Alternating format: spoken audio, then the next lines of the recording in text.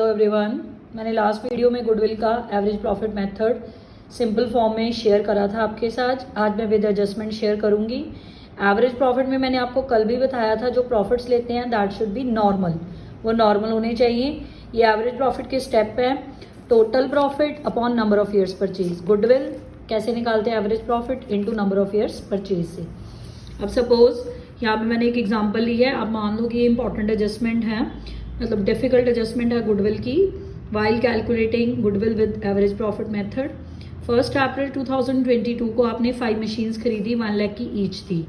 आपने उसको by mistake debit कर दिया P&L अकाउंट में एज मिसलेनियस एक्सपेंसेस, और इस मशीन्स पे डेप्रिसिएशन थी 10% पर एनम। अब ध्यान से देखना, एसेट खरीदना इसकी नेचर क्या होती है, कैपिटल एक्सपेंडिचर, पर उसको आपने P&L में प्रॉफिट एंड लॉस में डाल दिया तो उसकी नेचर क्या बन गई, revenue expenditure. This is the mistake, this has to be rectified. अब इसको रेक्टिफाई करना है, रेवेन्यू को कैपिटल को रेवेन्यू बनाया है जो, उसको रेक्टिफाई करना है। अब 3 साल के आपको प्रॉफिट लॉस दिए हैं, 20 में प्रॉफिट है, 21 में प्रॉफिट है, 23 में लॉस है। अगर ब्रैकेट डाली हुई है इट मीन्स ये नेगेटिव फिगर है और ये लॉस है। अब ध्यान से देखना, 1 अप्रैल 2022 की एडजस्टमेंट है ये, यानी कि ये किस साल में जाएगी, इस साल में, क्योंकि ये 1 अप्रैल 2022 को शुरू हुआ होगा, 31 मई 2023 को खत्म हुआ होगा। 22-23 में इसकी एडजस्टमेंट होगी। डेट का भी ध्यान रखना है, ध्यान से देखना कि किस साल की दी हुई है, ठीक है। इस साल में हम एडजस्टमेंट करेंगे। इसमें लॉस है, ध्यान से देखो, लॉस है, लॉस लिखा मैंने नेगेटिव। अब ये आपने कैपिटल को रेवेन्यू लिख दिया था, इससे आपका प्रॉफिट क्या होगा, डिक्रीज, क्योंकि इसको आपने खर्चा लिख दिया। डेबिट साइड पे इसे मिसलेनियस एक्सपेंसेस लिख डाला।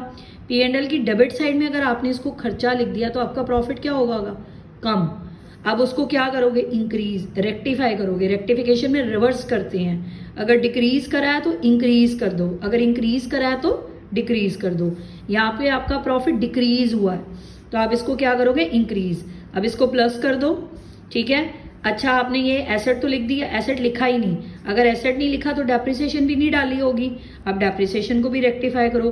5 लाख पे 10% लगाओ, 50,000 आपकी क्या आ जाएगी, डेप्रिसिएशन। 5 लाख पे 10%, क्योंकि आपने अगर एसेट ही नहीं लिखा तो आपने डेप्रिसिएशन भी इग्नोर करी। अब उस डेप्रिसिएशन को भी रिकॉर्ड करो। डेप्रिसिएशन तो नॉर्मल एक्सपेंस है, इसलिए इसको डायरेक्ट माइनस कर दो। नेट प्रॉफिट आ गया आपका 1,50,000। अब एवरेज निकालो, 1 lakh plus 2 lakh plus 1,50,000 divide by 3, 4,50,000 divide by 3, 1,50,000 आपकी एवरेज आ गई।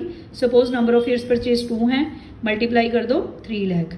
आई रिपीट, यहाँ पे आपने एक एसेट एक्सपेंडिचर को P&L की डेबिट साइड में मिसलेनियस एक्सपेंडिचर लिख दिया था, जिससे आपका प्रॉफिट क्या हो गया था, रिड्यूस। अब उसको ऐड बैक कर दो। अगर आपने एसेट ही नहीं लिखा तो आपने डेप्रिसिएशन भी नहीं लगाई होगी उस पर। अब लगा दो डेप्रिसिएशन, 5 लाख पे 10% लगा दी, 50,000 आ गई। अब उसको माइनस कर दो ऐसे, फिर आपका मतलब आफ्टर एडजस्टमेंट प्रॉफिट आ जाएगा 1,50,000। फिर अपना फॉर्मूला लगा के गुडविल निकाल लो।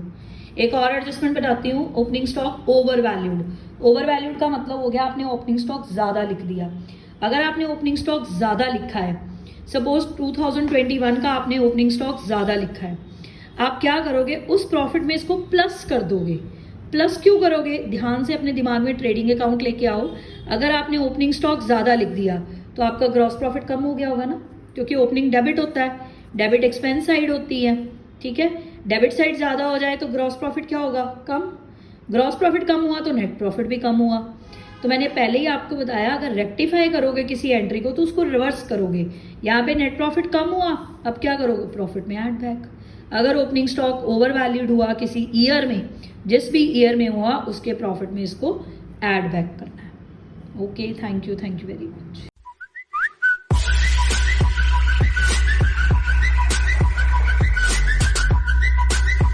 Hello everyone, here I am discussing about accounting equations next adjustment.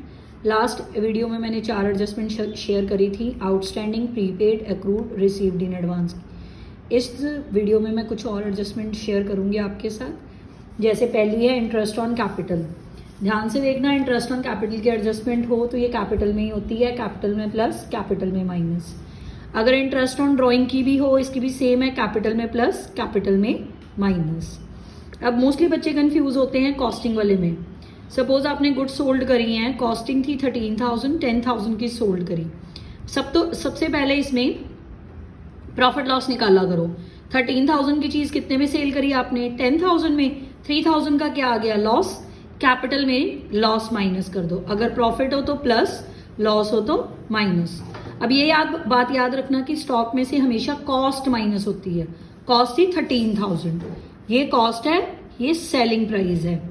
अब स्टॉक में आप 13,000 माइनस कर दो। कुछ नहीं लिखा कि क्रेडिट है कि कैश है, तो हमेशा गुड कैश पे होती है, ठीक है। तो कैश में 10,000 सेलिंग प्राइस ऐड कर दो।